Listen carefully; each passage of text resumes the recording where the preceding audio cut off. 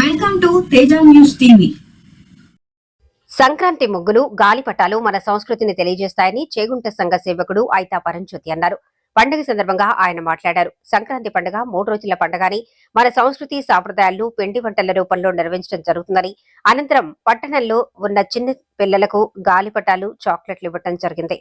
ఈ కార్యక్రమంలో కాంగ్రెస్ మండల అధ్యక్షులు వడ్ల నవీన్ కుమార్, ఐతా రాఘరాములు, స్టాలిన్ నరసింహులు, కొండి శ్రీనివాస్, తొడుపునూరి మహేష్, కార్తీక్, కర్రి తిరుపతి, పిల్లలు తదితరులు పాల్గొన్నారు. దక్షిణాయన ఉత్తరాయణ వైపు వస్తున్న సూర్యుడు ప్రవేశం ఉంది కనుక మనం సంక్రాంతి పండుగ జరుపుకుంటాము.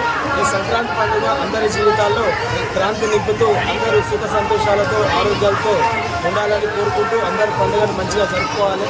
పిల్లా పాపలందరూ కూడా పతంగులతో ఆడుకొని చాలా సంతోషంగా గడపాలని, అందరూ కూడా సంతోషంగా ఉండాలని కోరుకుంటూ అందరూ మరొకసారి సంక్రాంతి పండుగ శుభాకాంక్షలు.